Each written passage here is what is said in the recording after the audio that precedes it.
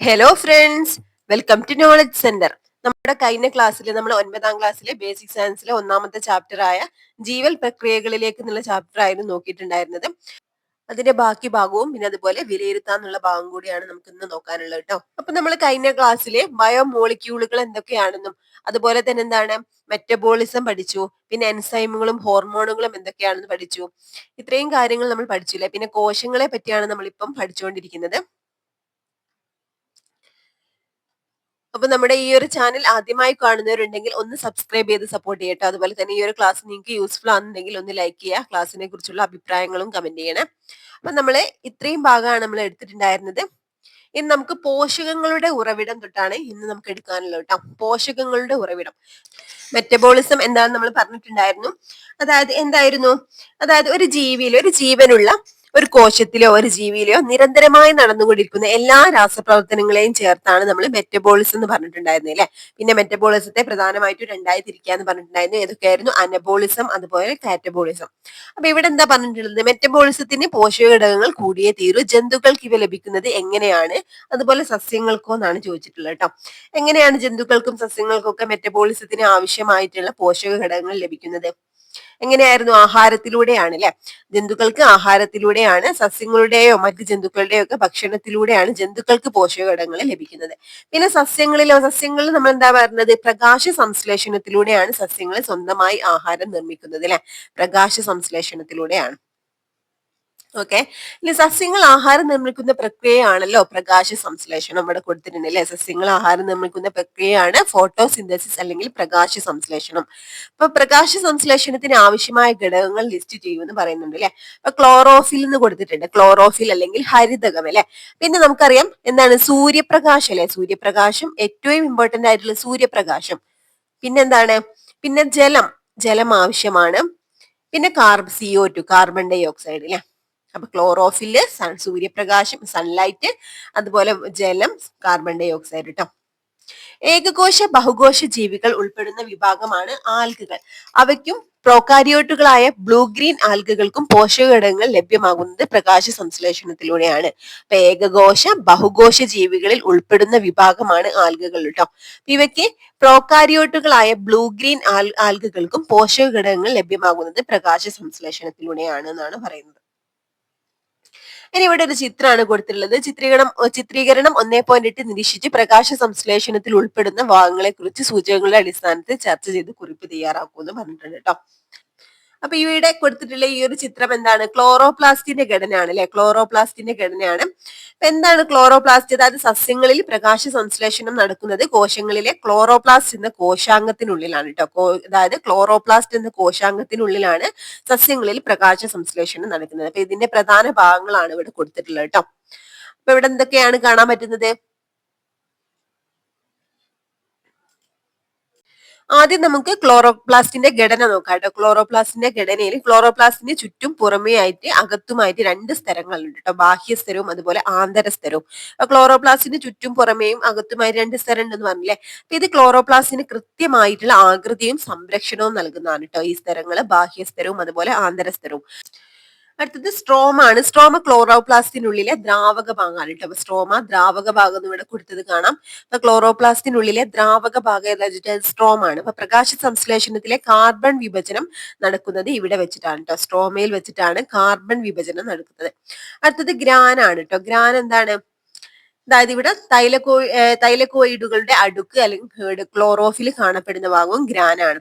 Okay. അപ്പൊ സ്ട്രോമക്കുള്ളിലെ തൈലക്കോയിഡുകൾ അടുക്കി വെച്ചിരിക്കുന്ന ഒരു ഭാഗമാണ് ഇവിടെ കാണാൻ പറ്റുന്നത് കേട്ടോ. ഈ ഒരു ഭാഗത്തെയാണ് ഗ്രാന എന്ന് പറയുന്നത്. അപ്പൊ എന്താണ് തൈലക്കോയിഡ് എന്ന് പറഞ്ഞാല്? തൈലക്കോയിഡ് എന്ന സ്ഥിരസഞ്ചിയാണ് ഇവിടെ കൊടുത്തിട്ടുള്ളത്. അപ്പൊ ഗ്രാനിയിൽ കാണപ്പെടുന്ന സ്ഥിരസഞ്ചികളാണ് തൈലക്കോയിഡുകൾ കേട്ടോ. ഗ്രാനിയിൽ കാണപ്പെടുന്ന സ്ഥിരസഞ്ചികളാണ് തൈലക്കോയിഡുകൾ. അപ്പൊ ഇതിലാണ് ക്ലോറോഫിൽ അല്ലെങ്കിൽ ഹരിതകം കാണപ്പെടുന്നത്. എവിടാ ചോദിച്ചാൽ തൈലക്കോയിഡുകളിലാണ്. ഓക്കെ. തൈലക്കോയിഡ് എന്താണ്? ഗ്രാനിയിൽ കാണപ്പെടുന്ന സ്ഥിരസഞ്ചികളാണ് തൈലക്കോയിഡുകള്. ഇതിലാണ് ക്ലോറോഫിൽ അല്ലെങ്കിൽ ഹരിതകം കാണപ്പെടുന്നത്. അപ്പൊ ഇവിടെ പ്രധാനമായിട്ടും നമ്മൾ ഓർത്തു വെക്കേണ്ടത് സസ്യങ്ങളിൽ പ്രകാശ സംശ്ലേഷണം നടക്കുന്നത് ഇലകളിലെ മീസോഫിൽ കോശങ്ങളിൽ കാണപ്പെടുന്ന ക്ലോറോപ്ലാസ്റ്റുകളിലാണ് കേട്ടോ. അപ്പൊ മീസോഫിൽ കോശങ്ങളാണിത്. ഇലകളിലെ മീസോഫിൽ കോശങ്ങളിൽ കാണപ്പെടുന്ന ക്ലോറോപ്ലാസ്റ്റുകളിലാണ് എന്ത് പ്രധാനമായിട്ടും പ്രകാശ സംശ്ലേഷണം നടക്കുന്ന ഭാഗം. സസ്യങ്ങളിൽ പ്രകാശ സംശ്ലേഷണം നടക്കുന്നത് ഇലകളിലെ മീസോഫിൽ കോശങ്ങളിൽ കാണപ്പെടുന്ന ക്ലോറോപ്ലാസ്റ്റുകളിലാണ്. അപ്പൊ ക്ലോറോപ്ലാസ്റ്റിന്റെ ഘടനയാണ് ഇവിടെ കൊടുത്തത്. ഇനി അപ്പൊ ഇവിടെ എന്തൊക്കെയാണ് ക്ലോറോപ്ലാസ്റ്റിന്റെ ഘടന, ക്ലോറോഫില്ലിന്റെ സ്ഥാനം, തൈലക്കോയിഡ്, ഗ്രാന, സ്ട്രോമ. ഇതൊക്കെയാണ് നമ്മളിപ്പോ ഡിസ്കസ് ചെയ്തത്. അപ്പൊ ക്ലോറോഫില്ലിന്റെ സ്ഥാനം എവിടെയായിരുന്നു പറഞ്ഞിട്ടുണ്ടായിരുന്നത്? ക്ലോറോഫില്ലിന്റെ സ്ഥാനം എവിടെയായിരുന്നു? ഗ്രാനയിൽ കാണപ്പെടുന്ന സ്ഥിരസഞ്ചികളാണ് തൈലക്കോയിഡുകള്. ഇതിലാണ് ക്ലോറോഫിൽ അല്ലെങ്കിൽ ഹരിതകം കാണപ്പെടുന്നത്. ഇനി ഇവിടെ പ്രകാശ സംശ്ലേഷണം അല്ലെങ്കിൽ ഫോട്ടോസിന്തസിസ്. പ്രകാശ സംശ്ലേഷണത്തിന് 2 ഘട്ടങ്ങളുണ്ട്. ചിത്രീകരണം 1.9 നൽകിയിട്ടുള്ള വിവരങ്ങൾ എന്നിവ വിശകലനം ചെയ്ത് പട്ടിക 1.2 പൂർത്തിയാക്കൂ എന്ന് പറഞ്ഞിട്ടുണ്ട്. ഓക്കെ, അപ്പൊ ഇവിടെ എന്താണ് കൊടുത്തിട്ടുള്ളത്? പ്രകാശ സംശ്ലേഷണത്തിന് ഒരു ചിത്രമാണ് ഇവിടെ കൊടുത്തിട്ടുള്ളത് കേട്ടോ. അപ്പൊ ഈ ഒരു ചിത്രത്തിൽ നമുക്ക് എന്താ മനസ്സിലാക്കാൻ പറ്റുന്നത്? പ്രകാശ സംശ്ലേഷണത്തിന് 2 പ്രധാന ഘട്ടങ്ങളുണ്ട് കേട്ടോ. പ്രകാശഘട്ടവും അതുപോലെ ഇരുണ്ട ഘട്ടവും ഇവിടെ കാണാൻ പറ്റുന്നുണ്ട്. പ്രകാശഘട്ടവും അതുപോലെ ഇരുണ്ട ഘട്ടവും. അപ്പൊ എന്താണ് പ്രകാശഘട്ടം നോക്കാം. പ്രകാശഘട്ടം ഗ്രാനയിൽ വെച്ചാണ് നടക്കുന്നത്. പ്രകാശത്തിന്റെ സാന്നിധ്യത്തിൽ നടക്കുന്നു. ജലം വിഘടിച്ച് ഹൈഡ്രജനും ഓക്സിജനും ആകുന്നു. ഓക്സിജൻ പുറന്തള്ളുന്നു. ഹൈഡ്രജൻ സ്ട്രോമയിൽ എത്തുന്നു. ഊർജ്ജ തന്മാത്രകളായ ATP ഉണ്ടാകുന്നു. ഇതൊക്കെയാണ് പ്രകാശഘട്ടത്തിൽ കേട്ടോ. പ്രകാശഘട്ടത്തിന് എന്താണ് സവിശേഷതകൾ എന്താ? പ്രകാശത്തിന്റെ സാന്നിധ്യത്തിൽ മാത്രം നടക്കുന്നതാണ് എന്ത് ഈ ഒരു പ്രകാശഘട്ടത്തിൽ കേട്ടോ. പ്രകാശഘട്ടം എന്ന് പറഞ്ഞിട്ടുണ്ടെങ്കിൽ പ്രകാശത്തിന്റെ സാന്നിധ്യത്തിൽ മാത്രമാണ് നടക്കുന്നത്. സൂര്യപ്രകാശത്തെ ഹരിതകം ആഗിരണം ചെയ്യുന്നു. അപ്പൊ ജലം വിഘടിച്ച് ഹൈഡ്രജനും ഓക്സിജനും ആയിട്ട് മാറുന്നു കേട്ടോ. ഈ ഒരു പ്രക്രിയയിൽ ഓക്സിജൻ പുറന്തള്ളപ്പെടുകയാണ്. അപ്പൊ ഊർജ്ജ തന്മാത്രയായ ATP ഉണ്ടാവുന്നുണ്ട് കേട്ടോ പ്രകാശഘട്ടത്തിൽ. ഈ ഹൈഡ്രജൻ എന്താണ് സ്ട്രോമയിലേക്കാണ് മാറ്റപ്പെടുന്നത്. ഓക്കെ, അപ്പൊ ഗ്രാനയിൽ വെച്ച് നടക്കുന്നതാണ് പ്രകാശഘട്ടം കേട്ടോ. ഇമ്പോർട്ടന്റ് ആണ്. ഇനി ഇരുണ്ട ഘട്ടം. ഇത് എവിടെയാണ് നടക്കുന്നത്? അപ്പൊ പ്രകാശഘട്ടം ഗ്രാനയിലാണെന്ന് നമ്മൾ പറഞ്ഞു. ഇരുണ്ട ഘട്ടം എവിടെയാണ് നടക്കുന്നത്? ക്ലോറോപ്ലാസ്റ്റിലെ സ്ട്രോമയിലാണ് കേട്ടോ. ക്ലോറോപ്ലാസ്റ്റിലെ സ്ട്രോമയിൽ വെച്ച് നടക്കുന്നതാണ് ഇരുണ്ട ഘട്ടം. ഇരുണ്ട ഘട്ടത്തിന്റെ സവിശേഷത എന്താണ്? പ്രകാശം നേരിട്ട് ഉപയോഗിക്കുന്നില്ല കേട്ടോ. അതുകൊണ്ട് രാത്രിയിൽ മാത്രമേ നടക്കൂ എന്ന അർത്ഥമില്ല. പ്രകാശം നേരിട്ട് ഉപയോഗിക്കുന്നില്ല എന്നുള്ളത്. നേരിട്ട് ഉപയോഗിക്കുന്നില്ല. ഈ ഘട്ടത്തിന് ആവശ്യമായിട്ടുള്ള ഹൈഡ്രജനും ഊർജ്ജവും ഒക്കെ പ്രകാശഘട്ടത്തിൽ നിന്നാണ് ലഭിക്കുന്നത്. അപ്പൊ ഹൈഡ്രജൻ സ്ട്രോമയിലേക്ക് എത്തുന്നു എന്ന് നമ്മൾ പറഞ്ഞിട്ടുണ്ടായിരുന്നു. പിന്നെ അതുപോലെ എന്തായിരുന്നു പറഞ്ഞിട്ടുള്ളത്? ആവശ്യമായിട്ടുള്ള ഹൈഡ്രജനും ഊർജ്ജവും ഒക്കെ പ്രകാശഘട്ടത്തിൽ നിന്നാണ് ലഭിക്കുന്നത് കേട്ടോ. ഇരുണ്ട ഘട്ടത്തിൽ. ഇനി ഹൈഡ്രജനും കാർബൺ ഡൈ ഓക്സൈഡും ചേർന്ന് ഗ്ലൂക്കോസ് ഉണ്ടാകുന്നതും ഇരുണ്ട ഘട്ടത്തിലാണ്. അപ്പൊ പ്രകാശ സംശ്ലേഷണം എന്താണ് 2 ഘട്ടത്തിലായിട്ടാണ് നടക്കുന്നത്. പ്രകാശഘട്ടത്തിലും ഇരുണ്ട ഘട്ടത്തിലും കേട്ടോ. ഇത് ഇമ്പോർട്ടന്റ് ആണ് കേട്ടോ. ഇത് ക്വസ്റ്റ്യൻ ചോദിക്കാറുള്ളതാണ്. അപ്പൊ ഇവിടെ ഒരു ടേബിൾ ആണ് എനിക്ക് കൊടുത്തിട്ടുള്ളത് കേട്ടോ. അത് ഫില്ല് ചെയ്യാനാണ്. അതായത് പ്രകാശഘട്ടവും ഇരുണ്ട ഘട്ടവും. പ്രവർത്തനം നടക്കുന്ന സ്ഥാനം. പ്രകാശഘട്ടം എവിടെയാണ് നമ്മൾ പറഞ്ഞു? ഗ്രാനയിൽ വെച്ചിട്ടാണ് അല്ലെ. ഗ്രാനയിൽ വെച്ചിട്ടാണ് പ്രകാശഘട്ടം. അതുപോലെ ഇരുണ്ട ഘട്ടം നമ്മൾ പറഞ്ഞു സ്ട്രോമയിൽ വെച്ചിട്ടാണ്. സ്ട്രോമ. ഓക്കെ, പ്രകാശഘട്ടത്തിലെ പ്രവർത്തനം എന്തായിരുന്നു? സൂര്യപ്രകാശം ആഗിരണം ചെയ്യുന്നുണ്ട് അല്ലെ. അപ്പൊ അതുപോലെ ജലം വിഘടിച്ച് ഹൈഡ്രജനും ഓക്സിജനും ആകുന്നതും എന്താ പ്രകാശഘട്ടത്തിലാണ്. ഇപ്പൊ 2 പ്രവർത്തനങ്ങളാണ് മെയിൻ ആയിട്ട്. സൂര്യപ്രകാശം ആഗിരണം ചെയ്യുന്നു. അതുപോലെ ജലം വിഘടിച്ച് ഹൈഡ്രജനും ഓക്സിജനും ആകുന്നതും പ്രകാശഘട്ടത്തിലാണ് കേട്ടോ. ഇരുണ്ട ഘട്ടത്തിൽ കാർബൺ ഡൈ ഓക്സൈഡ് ഉപയോഗിച്ച് ഗ്ലൂക്കോസ് നിർമ്മിക്കുകയാണ് ചെയ്യുന്നത്. കാർബൺ ഡൈ ഓക്സൈഡ് ഉപയോഗിച്ച് ഗ്ലൂക്കോസ് നിർമ്മിക്കുന്നത് ഏത് ഘട്ടത്തിലാണ്? ഇരുണ്ട ഘട്ടത്തിലാണ്. ഉൽപ്പന്നങ്ങളാണ് ചോദിച്ചിട്ടുള്ളത് കേട്ടോ. എന്താണ് പ്രകാശഘട്ടത്തിലെ ഉൽപ്പന്നങ്ങൾ? നമ്മൾ പറഞ്ഞു ഓക്സിജൻ അല്ലെ. ഓക്സിജൻ, അതുപോലെ ATP, പിന്നെ അതുപോലെ ഹൈഡ്രജൻ കേട്ടോ. ഹൈഡ്രജൻ. ഇതൊക്കെയാണ് പ്രകാശഘട്ടത്തിലെ ഉൽപ്പന്നങ്ങള്. അതുപോലെ ഇരുണ്ട ഘട്ടത്തിൽ നമുക്കറിയാം എന്താണ്? കാർബൺ ഡൈ ഓക്സൈഡ് ഉപയോഗിച്ച് ഗ്ലൂക്കോസ് നിർമ്മിക്കുക ചെയ്യുന്നില്ലേ. അപ്പൊ ഗ്ലൂക്കോസ് ആണ് എന്ത് പ്രകാശഘട്ടത്തിലുള്ള ഉൽപ്പന്നം. ഗ്ലൂക്കോസ്. ഓക്കെ, ഇനി ഇവിടെ കൊടുത്തിട്ടുള്ളത് മെൽവിൻ കാൽവിൻ ഇരുണ്ട ഘട്ടത്തിലെ പ്രവർത്തനങ്ങൾ വിശദീകരിച്ചത് 1961 രസതന്ത്രത്തിൽ നോബൽ പുരസ്കാരം ലഭിച്ച വ്യക്തിയാണ് കേട്ടോ. മെൽവിൻ കാൽവിന് ഇരുണ്ട ഘട്ടത്തിലെ പ്രവർത്തനങ്ങൾ, അതായത് പ്രകാശ സംശ്ലേഷണത്തിലെ ഇരുണ്ട ഘട്ടത്തിലെ പ്രവർത്തനങ്ങൾ വിശദീകരിച്ചത് ആരാണ്? മെൽവിൻ കാൽവിൻ ആണ് കേട്ടോ. അദ്ദേഹത്തിന് 1961 രസതന്ത്രത്തിൽ നോബൽ പുരസ്കാരം ലഭിച്ചിട്ടുണ്ട്. ഇമ്പോർട്ടന്റ് ആണ്. ഇനി ഇവിടെ പ്രകാശ സംശ്ലേഷണത്തിന് ആവശ്യമായ ഉൽപ്പന്നങ്ങളും പദാർത്ഥങ്ങളും ഉൽപ്പന്നങ്ങളും ഉൾപ്പെടുത്തിയിട്ടുള്ള ചിത്രീകരണം പൂർത്തിയാക്കാനാണ് പറയുന്നത് കേട്ടോ. അപ്പൊ എന്താണ് ചിത്രീകരണത്തിൽ കൊടുത്തത് നോക്കാം. പ്രകാശ സംശ്ലേഷണത്തിന് ആവശ്യമായ പദാർത്ഥങ്ങളും ഉൽപ്പന്നങ്ങളും ഉൾപ്പെടുത്തി ചിത്രീകരണം 1.10 പൂർത്തിയാക്കൂ എന്ന് പറയുന്നുണ്ട് കേട്ടോ. പ്രകാശ സംശ്ലേഷണത്തിന് ആവശ്യമായ പദാർത്ഥങ്ങളും ഉൽപ്പന്നങ്ങളും ആണ് ഉൾപ്പെടുത്തേണ്ടത്. അപ്പൊ ഇവിടെ എന്താണ് ഫസ്റ്റ് ബോക്സിൽ എന്താണ് നമ്മൾ കാർബൺ ഡൈ ഓക്സൈഡ് അല്ലെങ്കിൽ CO2 അല്ലെ, കാർബൺ ഡൈ ഓക്സൈഡും അതുപോലെ ജലം എഴുതേണ്ടത്. പിന്നെന്താണ്, നമുക്കറിയാം സസ്യങ്ങൾ കാർബൺ ഡൈ ഓക്സൈഡും ജലവും ഉപയോഗിച്ച് സൂര്യപ്രകാശത്തിന്റെയും ഹരിതകത്തിന്റെയും സാന്നിധ്യത്തിൽ എന്താണ് ഹരിതകത്തിന്റെയും സാന്നിധ്യത്തിൽ ആഹാരമായിട്ടുള്ള ഗ്ലൂക്കോസ് നിർമ്മിക്കുകയാണല്ലേ ചെയ്യുന്നത്. ഗ്ലൂക്കോസ് നിർമ്മിക്കുകയാണ് ചെയ്യുന്നത്. ഗ്ലൂക്കോസ് ഈ ഒരു സമയത്ത് ഓക്സിജനും പുറത്തു വിടുന്നുണ്ട് അല്ലെ, O2. ഇനി ഇവിടെ പ്രകാശ സംശ്ലേഷണത്തിന് സൂര്യപ്രകാശം തന്നെ വേണമെന്നുണ്ടോ? LED ലൈറ്റിന്റെ പ്രകാശത്തിൽ പ്രകാശ സംശ്ലേഷണം നടക്കുമോ കണ്ടെത്തുക എന്ന് പറഞ്ഞിട്ടുണ്ട് കേട്ടോ. അപ്പൊ എന്താണ് ഇതിന്റെ ആൻസർ ആയിട്ട് നമുക്ക് പറയാൻ പറ്റുന്നത്? LED ലൈറ്റിന്റെ സാന്നിധ്യത്തിൽ പ്രകാശ സംശ്ലേഷണം നടക്കുമോ എന്നാണ് ചോദിച്ചിട്ടുള്ളത്. ഓക്കെ, അപ്പൊ ഇവിടെ നമുക്ക് എന്താണ് പറയാൻ പറ്റുന്നത്? LED ലൈറ്റും അതായത് സൂര്യപ്രകാശത്തിന് പകരം ആവശ്യമായിട്ടുള്ള തീവ്രതയുള്ള കൃത്രിമ വെളിച്ചത്തിലും, അതായത് LED ലൈറ്റുകൾ പോലുള്ള എന്താണ് തീവ്രതയുള്ള കൃത്രിമ വെളിച്ചത്തിലും പ്രകാശ സംശ്ലേഷണം നടക്കും കേട്ടോ. ഓക്കെ, ഇതൊരു ഇമ്പോർട്ടന്റ് ആണ്. പ്രകാശത്തിന് പകരമായിട്ട് എന്താണ് സൂര്യപ്രകാശത്തിന് പകരമായിട്ട് ആവശ്യമുള്ള തീവ്രതയുള്ള കൃത്രിമ വെളിച്ചം, അതായത് LED ലൈറ്റുകൾ പോലുള്ള തീവ്രതയുള്ള കൃത്രിമ വെളിച്ചത്തിലും പ്രകാശ സംശ്ലേഷണം നടക്കും. ഓക്കെ, ഗ്ലൂക്കോസിൽ നിന്ന് വിവിധ പോഷകങ്ങൾ. പ്രകാശ സംശ്ലേഷണ ഫലമായി ഉണ്ടാകുന്ന ഗ്ലൂക്കോസ് അതിവേഗം ജലത്തിൽ ലയിക്കുന്നത് കൊണ്ട് അത് ആലേയമായ അന്നജമാക്കി സംഭരിക്കുന്നു. അന്നജത്തിൽ നിന്നാണ് സസ്യങ്ങളുടെ ജീവൽ പ്രവർത്തനങ്ങൾക്ക് ആവശ്യമായ ഊർജം ലഭിക്കുന്നത്. അന്നജ മെറ്റബോളിസത്തിന് വിധേയമായ നിരവധി പദാർത്ഥങ്ങൾ ഉണ്ടാകുന്നു. ഇപ്പൊ ഇവിടെ കൊടുത്തിട്ടുണ്ട് വിവിധ പോഷക സ്രോതസ്സുകളാണ് കേട്ടോ ഇവിടെ കൊടുത്തിട്ടുള്ളത്. അപ്പൊ പ്രകാശ സംശ്ലേഷണത്തിന്റെ ഫലമായി സസ്യങ്ങൾ ആദ്യം നിർമ്മിക്കുന്നത് ഗ്ലൂക്കോസ് ആണെന്ന് നമുക്കറിയാം.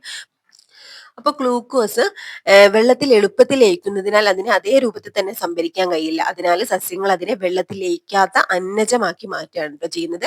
സസ്യങ്ങൾ വളരാനും ഊർജത്തിനുമായിട്ട് ഈ അന്നജത്തെ പിന്നീട് പലതരം പോഷകങ്ങളാക്കി മാറ്റി വിവിധ ഭാഗങ്ങളിൽ സംഭരിക്കുകയാണ് ചെയ്യുന്നത്. അപ്പൊ ഇവിടെ ഫസ്റ്റ് കൊടുത്തിട്ടുള്ളത് അന്നജം, സൂക്രോസ്, ഫ്രക്ടോസ് അല്ലെ. ഇവ മൂന്നും എന്താണ്? മൂന്നും കാർബോഹൈഡ്രേറ്റുകളാണ് കേട്ടോ. ഇവ മൂന്നും കാർബോഹൈഡ്രേറ്റുകളാണ്. അന്നജം എന്താണ് നെല്ല്, ഗോതമ്പ്, അതുപോലെ കിഴങ്ങ് വർഗ്ഗങ്ങളായിട്ടുള്ള മരച്ചീനിയൊക്കെ കൊടുത്തിട്ടുണ്ട് അല്ലെ. എന്നിവയിലൊക്കെ അന്നജമാണ് അടങ്ങിയിട്ടുള്ളത് കേട്ടോ. അതുപോലെ സൂക്രോസ് എന്താണ്?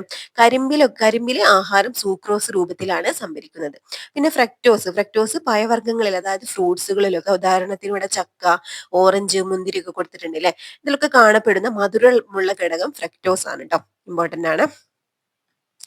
ഇനി മറ്റു പ്രധാന പോഷകങ്ങൾ ഏതൊക്കെയാണ്? കൊഴുപ്പ് അല്ലെങ്കിൽ ഫാറ്റ് അല്ലെ. ഇവിടെ എള്ള്, അതുപോലെ തെങ്ങിലെ നാളികേരം, അതുപോലെ സൂര്യകാന്തി എന്നിവയുടെ ഒക്കെ വിത്തുകളിൽ കൊഴുപ്പ് അഥവാ എണ്ണയുടെ രൂപത്തിലാണ് ആഹാരം സംഭരിച്ചു വെക്കുന്നത്. പിന്നെ അതുപോലെ പ്രോട്ടീൻ ഇല്ലേ, പയറുവർഗ്ഗങ്ങളില് അതുപോലെ വിത്തുകളിലൊക്കെ ധാരാളമായിട്ട് പ്രോട്ടീൻ ആണ് അടങ്ങിയിട്ടുള്ളത് കേട്ടോ. പിന്നെ വിറ്റാമിനുകള് വിവിധ തരം പച്ചക്കറികളിലും പഴങ്ങളിലും ഒക്കെ വിറ്റാമിനുകളും ധാതുക്കളും ഒക്കെ ആണ് അടങ്ങിയിട്ടുള്ളത്. ഗ്ലൂക്കോസിനെ സസ്യങ്ങൾ അന്നജമാക്കി മാറ്റാണ്, അന്നജമായിട്ട് സംഭരിക്കുകയാണ്. അപ്പൊ എന്താണ് ഗ്ലൂക്കോസിൽ നിന്ന് സസ്യങ്ങൾ നിർമ്മിക്കുന്ന പ്രധാന പോഷകങ്ങൾ ഏതൊക്കെയാണെന്നാണ് കേട്ടോ. ഏതാണ്? അന്നജം, അതുപോലെ പ്രോട്ടീൻ അല്ലെങ്കിൽ മാംസ്യം അല്ലെങ്കിൽ കൊഴുപ്പ്, പിന്നെ സൂക്രോസ്,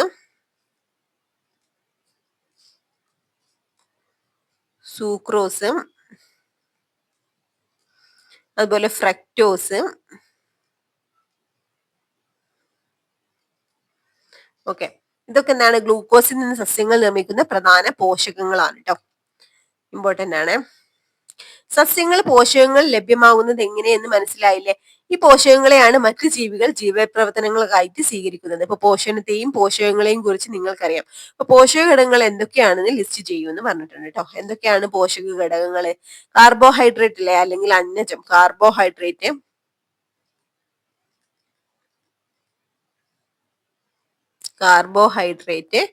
അതുപോലെ പ്രോട്ടീന്, പിന്നെ കൊഴുപ്പ്, പിന്നെ ധാതുക്കൾ ഇവിടെ കൊടുത്തിട്ടുണ്ട് അല്ലെ. ഓക്കെ, പിന്നെന്താണ്? വിറ്റാമിനുകൾ ഇല്ലേ, വിറ്റാമിനുകൾ. ഇതൊക്കെയാണ് പോഷക ഘടകങ്ങൾ കേട്ടോ. സസ്യങ്ങളെ മെറ്റബോളിസത്തിലൂടെ നിർമ്മിക്കുന്ന പോഷകങ്ങൾ ആഹാരത്തിലൂടെ സസ്യബുക്കുകളിലേക്ക് എത്തുന്നു. സസ്യബുക്കുകളെ മാംസബുക്കുകൾ ആഹാരമാക്കുന്നു. അപ്പൊ സസ്യങ്ങളെ സുപോഷികൾ എന്നും ജന്തുക്കളെ പരപോഷികൾ എന്നും വിളിക്കുന്നത് എന്തുകൊണ്ടാണെന്ന് മനസ്സിലായില്ല എന്ന് പറഞ്ഞിട്ടുണ്ട്. അപ്പൊ സസ്യങ്ങൾ നമ്മൾ പറഞ്ഞു എന്താണ്, ഒരു ആഹാര ശൃംഖലയിലെ ആദ്യത്തെ ഫസ്റ്റ് ഘട്ടത്തിൽ എന്താ സസ്യങ്ങളാണ് ഉണ്ടാവുക അല്ലെ. സസ്യങ്ങൾ മെറ്റബോളിസത്തിലൂടെ നിർമ്മിക്കുന്ന പോഷകങ്ങൾ ആഹാരത്തിലൂടെ സസ്യബുക്കുകളിലേക്ക് എത്തുകയാണ് ചെയ്യുന്നത്. അപ്പൊ സസ്യബുക്കുകളെ മാംസബുക്കുകൾ ആഹാരമാക്കുന്നു. സസ്യങ്ങളെ സുപോഷികൾ എന്നും, അതുകൊണ്ട് തന്നെ എന്താണ് സസ്യങ്ങളെ സ്വപോഷികൾ എന്താ അത് സ്വയം ആഹാരം നിർമ്മിക്കുന്ന അതായതുകൊണ്ട് സസ്യങ്ങളെ സുപോഷികൾ എന്നും ജന്തുക്കളെ പരപോഷികൾ എന്നുമാണ് വിളിക്കുന്നത് കേട്ടോ.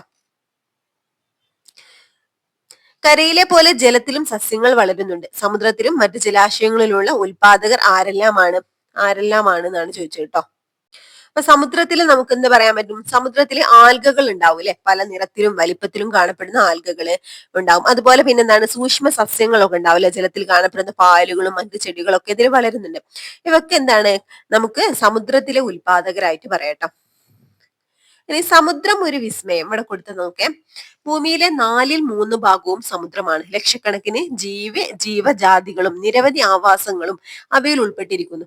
സൂര്യപ്രകാശത്തിന്റെ ലഭ്യതക്കനുസരിച്ച് സമുദ്രത്തെ 3 മേഖലകളായി തിരിച്ചിട്ടുണ്ട് കേട്ടോ. അപ്പൊ സൂര്യപ്രകാശത്തിന്റെ ലഭ്യതക്കനുസരിച്ച് സമുദ്രങ്ങളെ 3 മേഖലകളാക്കി തിരിച്ചിട്ടുണ്ട്. ഉപരിതലം മുതൽ 200 മീറ്റർ വരെ ആഴത്തിൽ യൂഫോട്ടിക് മേഖല ഇമ്പോർട്ടന്റ് ആണ്. ഉപരിതലം മുതൽ 200 മീറ്റർ വരെ എന്താണ് യൂഫോട്ടിക് മേഖല എന്നാണ് അറിയപ്പെടുന്നത്. നന്നായി സൂര്യപ്രകാശം ലഭിക്കുന്നതിനാൽ ധാരാളം ജീവികൾ ഈ മേഖലയിൽ ജീവിക്കുന്നുണ്ട് കേട്ടോ. അപ്പൊ ഉപരിതലത്തെ എന്താണ്, ഉപരിതലം മുതൽ 200 മീറ്റർ വരെ ആഴത്തിലെ യൂഫോട്ടിക് മേഖലയാണ്. ഇവിടെ നന്നായിട്ട് സൂര്യപ്രകാശം ലഭിക്കുന്നതിനാൽ ധാരാളം ജീവികൾ ഈ മേഖലയിൽ ജീവിക്കുന്നുണ്ട് കേട്ടോ. ഇനി 200 മീറ്ററിന് താഴെ 1000 മീറ്റർ വരെ ഡിസ്ഫോട്ടിക് മേഖല ആണ് കേട്ടോ. ഡിസ്ഫോട്ടിക് മേഖല ഇവിടെ പ്രകാശ ലഭ്യത പരിമിതമാണെങ്കിലും സസ്യകേന്ദ്രീകൃതമായിട്ടുള്ള ജീവജാലികയാണ് കേട്ടോ. വെബ് ഓഫ് ലൈഫ് എന്ന് പറയാൻ പറ്റുന്നത് ഇവിടെയാണ്. ഓക്കെ, അപ്പൊ 200 മീറ്ററിന് താഴെ 1000 മീറ്റർ വരെയുള്ള മേഖല എന്താണ് അറിയപ്പെടുന്നത്, ഡിസ്ഫോട്ടിക് മേഖല എന്നാണ്. ഡിസ്ഫോട്ടിക് മേഖല ഓക്കെ, ഡിസ്ഫോട്ടിക് സോൺ ആണ്. ഇവിടെ പ്രകാശ ലഭ്യത പരിമിതമാണെങ്കിലും സസ്യകേന്ദ്രീകൃതമായ ജീവജാലികയാണ് ഇവിടെയും. 1000 മീറ്ററിന് താഴെ എന്താണ് എഫോട്ടിക് മേഖല എന്നാണ് അറിയപ്പെടുന്നത് കേട്ടോ. എഫോട്ടിക് മേഖല 1000 മീറ്ററിന് താഴെ എഫോട്ടിക് മേഖല.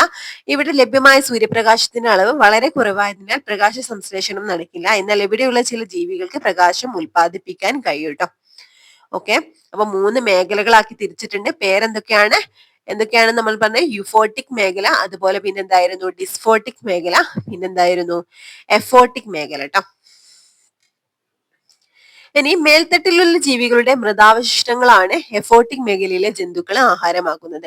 രാസസംശ്ലേഷണം നിർവഹിക്കുന്ന ചില ബാക്ടീരിയകളും ഇവിടെയുണ്ട്. 2050 ആകുമ്പോഴേക്കും സമുദ്രത്തിലെ മത്സ്യസമ്പത്തിന്റെ ഭാരത്തെ അവിടെ എത്തുന്ന പ്ലാസ്റ്റിക്കിന്റെ ഭാരം പിന്തള്ളുമെന്ന UNOയുടെ പ്രവചനം ഞെട്ടൽ ഉളവാക്കുന്നതാണ്. സമുദ്രം ഒരു വിസ്മൃതിയാവാതെ വിസ്മയമായി മനുഷ്യചിന്തയെ ഇനിയും പ്രചോദിപ്പിക്കട്ടെ.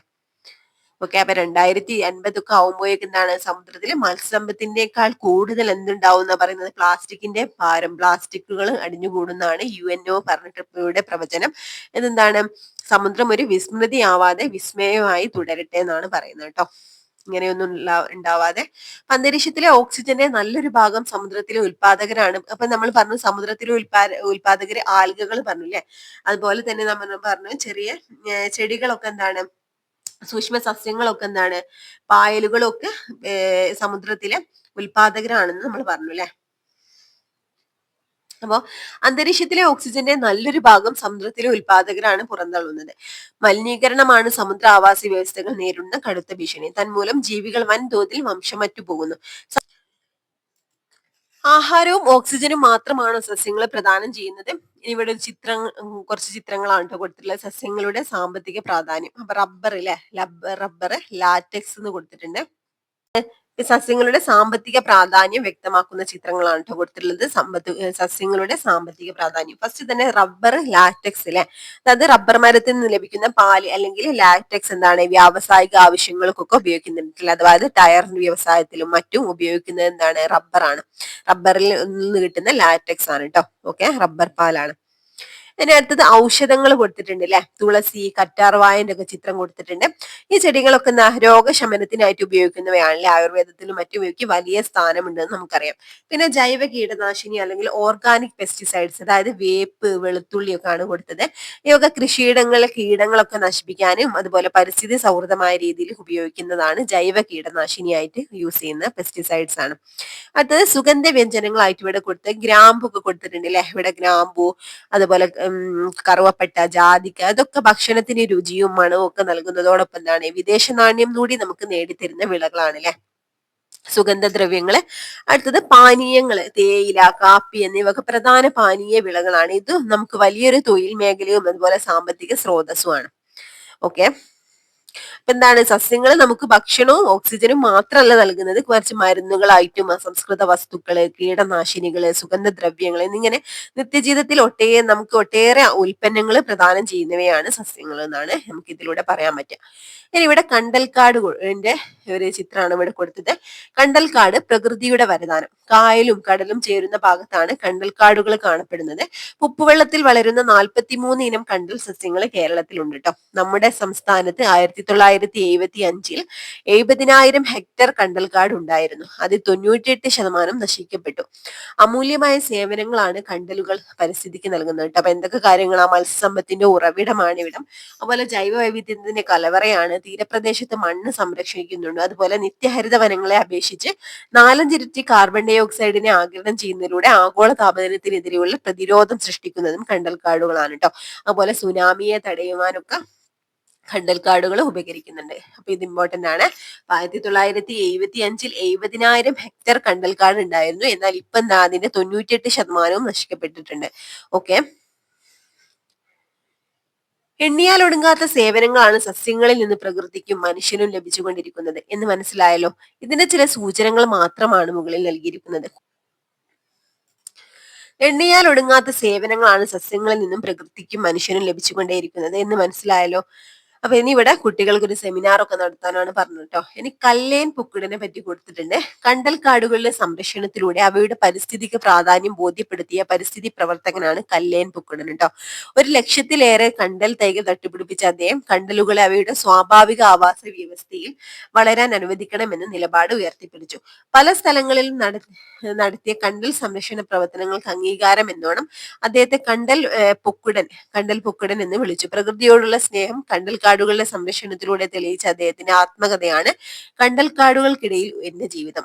ഇത് ഇമ്പോർട്ടന്റ് ആണ്. അദ്ദേഹത്തിന്റെ ആത്മകഥയാണ് കണ്ടൽക്കാടുകൾക്കിടയിൽ എന്റെ ജീവിതം. ആരുടെ ആത്മകഥയാണ്? കല്ലേൻ പൊക്കിടന്റെ ആത്മകഥയാണ് കേട്ടോ. യുനെസ്കോയുടെ പാരിസ്ഥിതിക പ്രവർത്തന വിഭാഗം കണ്ടൽക്കാടുകളുടെ സംരക്ഷണത്തിൽ അദ്ദേഹത്തിന്റെ പേര് പരാമർശിച്ചിട്ടുണ്ട്. ഇപ്പൊ കണ്ടലുകളെ കുറിച്ച് പഠിക്കാൻ ഒരു സ്കൂൾ എന്ന സ്വപ്നം ബാക്കി വെച്ചാണ് അദ്ദേഹം യാത്രയായത്. ഓക്കെ, 2015 അദ്ദേഹം മരിക്കുന്നത്. ജീവമണ്ഡലത്തിന്റെ അടിസ്ഥാന ശിലകളാണ് സസ്യങ്ങൾ. സസ്യങ്ങൾക്ക് സംഭവിക്കുന്ന ശോഷണം അത്യന്തികമായി ജീവന്റെ നിലനിൽപ്പിനെ തന്നെ ബാധിക്കും. സുസ്ഥിര വികസനം എന്ന കാഴ്ചപ്പാട് സസ്യങ്ങളെ കൂടി പരിഗണിച്ചുകൊണ്ടാണ് രൂപപ്പെടുത്തിയിരിക്കുന്നത്. ഇത് സാധ്യമാകണമെങ്കിൽ പാരിസ്ഥിതിക ബോധത്തിൽ ഊന്നിയ പ്രവർത്തനങ്ങൾ വേണ്ടിവരും. ഇതിന് നാം ഓരോരുത്തരും സജ്ജരാകേണ്ടതുണ്ട്. ശാസ്ത്രബോധത്തിൽ അധിഷ്ഠിതമായ പാരിസ്ഥിതിക കാഴ്ചപ്പാട് ജീവിതത്തിൽ സ്വീകരിച്ചാൽ അത് സാധ്യമാകും. അപ്പൊ ഇത്രയാണ് മക്കളെ നമ്മുടെ ഈ ഒരു ചാപ്റ്റർ വരുന്നത് കേട്ടോ. ഇനി നമുക്ക് വിലയിരുത്താന്നുള്ള ഭാഗം കൂടി ഒന്ന് നോക്കിയിട്ട് ക്ലാസ് വൈൻഡപ്പ് ചെയ്യട്ടോ. ഇനി വിലയിരുത്താന്നുള്ള ഭാഗത്ത് 3 ക്വസ്റ്റ്യൻസ് ആണ് കൊടുത്തത് അല്ലെ. 3 വളരെ ഇമ്പോർട്ടന്റ് ഉണ്ട്. നോക്കാം. ഒന്നാമത്തെ ക്വസ്റ്റ്യൻ, പച്ചമുട്ടയുടെയും പുഴുങ്ങിയ മുട്ടയുടെയും ബാഹ്യസ്വരത്തെ ചുവടെടുത്ത് കൊടുത്തിരിക്കുന്ന സൂചനകൾ ഉപയോഗിച്ച് താരതമ്യം ചെയ്യാനാണ് കേട്ടോ. അപ്പോൾ ആദ്യത്തേത് താര്യ സ്വഭാവമാണ്. താര്യ സ്വഭാവം എന്താണ് നമുക്ക് പറയാം. പച്ചമുട്ടയുടെയും പുഴുങ്ങിയ മുട്ടയുടെയും ഉൾവശത്തുള്ള നേർത്ത പാളിയെ അടിസ്ഥാനമാക്കിയുള്ള താരതമ്യമാണ് കേട്ടോ. അതായത് പച്ചമുട്ടയുടെ സ്തരം അർദ്ധധാര്യ സ്തരാണ് കേട്ടോ, അല്ലെങ്കിൽ സെമി പ്രിയാമ്പിൾ മെംബ്രെയിൻ ആണ് പറയാം. അർദ്ധധാര്യ സ്തരാണ് പച്ചമുട്ടയുടേത്. അപ്പൊ ഇത് തെരഞ്ഞെടുത്ത തന്മാത്രകളെ മാത്രമേ കടത്തി വിടുകയുള്ളൂ കേട്ടോ. എന്നാൽ പുഴുങ്ങിയ മുട്ടയിലോ, മുട്ട പുഴുങ്ങുമ്പോൾ താപം കാരണം, ചൂട് കാരണം എന്താണ് ഈ സ്തരത്തിലെ പ്രോട്ടീനുകൾക്ക് മാറ്റം സംഭവിക്കും കേട്ടോ. അർദ്ധധാര്യ സ്തരത്തിലെ പ്രോട്ടീനുകൾക്ക് മാറ്റം സംഭവിക്കുന്നു. ഇത് അർദ്ധധാര്യ സ്വഭാവം അതിനെ നഷ്ടപ്പെടുത്തുന്നുണ്ട് കേട്ടോ. അതിന് അർദ്ധധാര്യ സ്വഭാവം നഷ്ടപ്പെട്ട് ഒരു സാധാരണ ഭിത്തിയായിട്ട് മാറുകയാണ് ചെയ്യുന്നത്. ഓക്കെ, ഇനി ഓസ്മോസിസിനുള്ള സാധ്യത ആണ് കേട്ടോ. അതായത് പച്ചമുട്ടയിൽ എന്താണ് ഓസ്മോസിസ് നടക്കാൻ സാധ്യതയുണ്ട്. അപ്പൊ ലായനിയുടെ സാന്ദ്രത അനുസരിച്ച് ജലം അകത്തേക്കോ പുറത്തേക്കോ പ്രവഹിക്കും ട്ടോ. അപ്പൊ ലായനിയും സാന്ദ്രത എവിടെയാണോ കൂടുതൽ അതിനനുസരിച്ച് ജലം അകത്തേക്കോ പുറത്തേക്കോ പ്രവഹിക്കും. എന്താണ് ഓസ്മോസിസ്? നമ്മൾ എന്തായിരുന്നു പറഞ്ഞത്? ഓസ്മോസിസ് നമ്മൾ പറഞ്ഞത് എന്തായിരുന്നു? അതായത് തന്മാത്രകൾ അവയുടെ സാന്ദ്രത കൂടിയ ഭാഗത്ത് നിന്ന് സാന്ദ്രത കുറഞ്ഞ ഭാഗത്തേക്ക് സഞ്ചരിക്കുന്നതിനാണ് നമ്മൾ എന്ത് പറയുന്നത്? ഓസ്മോസിസ് എന്ന് പറയുന്നത് ട്ടോ. ഓക്കെ, അപ്പൊ ഓസ്മോസിസിനുള്ള സാധ്യത എന്താണ്? പച്ചമുട്ടയിൽ എന്താണ് ഓസ്മോസിസിനുള്ള സാധ്യത ഉണ്ട് എന്നാണ് നമുക്ക് പറയാൻ പറ്റുക. ഓക്കെ, അപ്പൊ പുഴുങ്ങിയ മുട്ടയിലോ സ്ഥിരത്തിന്റെ അർദ്ധാര സ്വഭാവം നഷ്ടപ്പെടുന്നതിനാൽ ഇതിൽ ഓസ്മോസിസിനുള്ള സാധ്യതയും ഇല്ല ട്ടോ. ഓസ്മോസിസിന്റെ ഉള്ള സാധ്യത പുഴുങ്ങിയ മുട്ടയിലില്ല. ഇനി ആക്റ്റീവ് ട്രാൻസ്പോർട്ടിന്റെ സാധ്യത ആണ് ട്ടോ. പച്ചമുട്ടയിൽ എന്താ ജീവനുള്ള കോശങ്ങളിൽ മാത്രമേ ആക്റ്റീവ് ട്രാൻസ്പോർട്ട് നടക്കുകയുള്ളൂ എന്ന് നമുക്കറിയാം. അതായത് അതിന് ATP ആവശ്യമാണല്ലോ, ഊർജ്ജം ആവശ്യമാണ്. അപ്പൊ പച്ചമുട്ടയിൽ ഇതിനുള്ള സൗകര്യം ഉണ്ടെങ്കിലും ആക്റ്റീവായി നടക്കണമെന്നില്ല ട്ടോ. ഓക്കെ, എന്നാ പുഴുങ്ങിയ മുട്ടയിലോ? മുട്ട പുഴുങ്ങിയതോടെ ജീവകോശങ്ങൾ സംവിധാനമൊക്കെ നശിച്ചു പോകില്ലേ, അതിനാൽ ആക്റ്റീവ് ട്രാൻസ്പോർട്ടൊന്നും നടക്കില്ല. ഓക്കെ, രണ്ടാമത്തെ ക്വസ്റ്റ്യൻ എന്താണ്? പ്രകാശ സംശ്ലേഷണത്തിൽ ഓക്സിജൻ പുറന്തള്ളപ്പെടുന്നത് എങ്ങനെ എന്ന ചോദ്യത്തിന് ഒരു കുട്ടി എഴുതിയ ഉത്തരം ചുവടെ നൽകിയിരിക്കുന്നത് വിലയിരുത്തി അഭിപ്രായം രേഖപ്പെടുത്തുക എന്നാണ്. അപ്പൊ കാർബൺ ഡൈ ഓക്സൈഡും ജലവുമാണ് പ്രകാശ സംശ്ലേഷണത്തിന്റെ അസംസ്കൃത വസ്തുക്കൾ. ഇവ രണ്ടും വിഘടിച്ച് ഓക്സിജൻ പുറന്തള്ളപ്പെടുന്നു എന്നാണ് പറഞ്ഞത് കേട്ടോ. അപ്പൊ എന്താണ് നമ്മുടെ വിലയിരുത്തൽ എന്നാണ് കേട്ടോ. അതായത് പ്രകാശ സംശ്ലേഷണത്തിലെ കാർബൺ ഡൈ ഓക്സൈഡും ജലവും അസംസ്കൃത വസ്തുക്കളാണെന്നത് ശരിയാണ് കേട്ടോ. എന്നാൽ എന്താണ് ഓക്സിജന് പുറത്തു വരുന്നത് കാർബൺ ഡൈ ഓക്സൈഡ് വിഘടിച്ചിട്ടല്ല. പകരം എന്താണ് സൂര്യപ്രകാശത്തിന്റെ സാന്നിധ്യത്തിൽ ജലം വിഘടിക്കുമ്പോഴാണ് ഓക്സിജൻ ഉണ്ടാവുന്നത്. നമ്മൾ പഠിച്ചിട്ടുണ്ട് അല്ലെ, ജലം വിഘടിക്കുമ്പോഴാണ് ഓക്സിജൻ ഉണ്ടാവുന്നത്. ഓക്കെ, അപ്പൊ എന്താണ് കാർബൺ ഡൈ ഓക്സൈഡ് ഗ്ലൂക്കോസ് നിർമ്മാണത്തിനാണ് ഉപയോഗിക്കുന്നത് കേട്ടോ. അപ്പൊ കാർബൺ ഡൈ ഓക്സൈഡ് ഗ്ലൂക്കോസ് നിർമ്മാണത്തിനാണ് ഉപയോഗിക്കുന്നത്. ജലം വിഘടിക്കുമ്പോഴാണ് ഓക്സിജൻ ഉണ്ടാവുന്നത്. ഓക്കെ, ഇനി മൂന്നാമത്തെ ക്വസ്റ്റ്യൻ എന്താണ്? പ്രകാശ സംശ്ലേഷണം അത്യാന്തരികമായി അനാബോളിസം ആണെങ്കിലും ഇതിൽ കറ്റാബോളിസവും ഉൾപ്പെട്ടിരിക്കുന്നു. ഈ പ്രസ്താവന വിശകലനം ചെയ്യാന്നാണ് കേട്ടോ. ഓക്കെ, ഈ ഒരു പ്രസ്താവന ശരിയാണെന്നാണ് നമുക്ക് പറയാൻ പറ്റുന്നത് കേട്ടോ. അതിന്റെ കാരണങ്ങൾ എന്തൊക്കെയാണ്? അനാബോളിസ് എന്തായിരുന്നു? ലഘുവായിട്ടുള്ള തന്മാത്രകൾ ചേർന്ന് സങ്കീർണമായ തന്മാത്രകളായിട്ട് മാറുന്നതിനാണ് അനാബോളിസ് എന്ന് പറഞ്ഞില്ലേ. ലഘുവായിട്ടുള്ള തന്മാത്രകൾ ചേർന്ന് സങ്കീർണമായ തന്മാത്രകൾ നിർമ്മിക്കുന്ന ഒരു പ്രവർത്തനമാണ്. അപ്പൊ പ്രകാശ സംശ്ലേഷണത്തിൽ കാർബൺ ഡൈ ഓക്സൈഡും ജലവും ചേർന്ന് ഗ്ലൂക്കോസ് എന്ന വലിയ തന്മാത്ര നിർമ്മിക്കപ്പെടുന്നതിനാൽ ഇത് അടിസ്ഥാനപരമായിട്ട് ഒരു അനാബോളിക് പ്രവർത്തനമാണ് കേട്ടോ. ഓക്കെ, അപ്പൊ എന്താ പറഞ്ഞത്? കാർബൺ ഡൈ ഓക്സൈഡും ജലവും ചേർന്ന് ഗ്ലൂക്കോസ് എന്നൊരു വലിയ തന്മാത്രയാണ് അവിടെ നിർമ്മിക്കപ്പെടുന്നത്. അതുകൊണ്ട് തന്നെ പ്രകാശ സംശ്ലേഷണം ഒരു അനാബോളിക് പ്രവർത്തനമാണെന്നാണ് നമുക്ക് പറയാൻ പറ്റുക. ഇപ്പൊ കറ്റാബോളിസം എന്ന് പറഞ്ഞാൽ എന്തായിരുന്നു നമ്മൾ പഠിച്ചത്? സങ്കീർണ തന്മാത്രകൾ വിഘടിച്ച്, അതായത് വലിയ തന്മാത്രകൾ വിഘടിച്ച് ഊർജം പുറത്തുവിടുന്ന ഒരു രീതിയാണ് അല്ലെ. പ്രകാശ സംശ്ലേഷണത്തിന്റെ ആദ്യഘട്ടത്തിൽ നമ്മൾ പറഞ്ഞു പ്രകാശഘട്ടം അല്ലെ. അപ്പൊ ജലം വിഘടിച്ച് ഓക്സിജനും ഹൈഡ്രജനും ഊർജവും ഉണ്ടാകുന്നുണ്ട്. അപ്പൊ ഒരു തന്മാത്ര വിഘടിക്കുന്ന ഈ ഒരു പ്രക്രിയയാണ് കറ്റാബോളിക് സ്വഭാവമുള്ളത് കേട്ടോ. ഓക്കെ, അപ്പൊ പ്രകാശഘട്ടത്തിലാണ് കറ്റാബോളിക് സ്വഭാവമുള്ളത്. ഓക്കെ, അപ്പൊ ഈ 3 ക്വസ്റ്റ്യൻസ് നമ്മൾ നോക്കിക്കഴിഞ്ഞു. അപ്പൊ ഇത്രയും ഈ ഒരു ക്ലാസ് നിങ്ങൾക്ക് യൂസ്ഫുൾ ആയിട്ടുണ്ടെങ്കിൽ ഒന്ന് ലൈക്ക് ചെയ്യട്ടോ. അതുപോലെ തന്നെ ക്ലാസ്സിനെ കുറിച്ചുള്ള അഭിപ്രായങ്ങളും കമന്റ് ചെയ്യണം. Okay friends, thank you.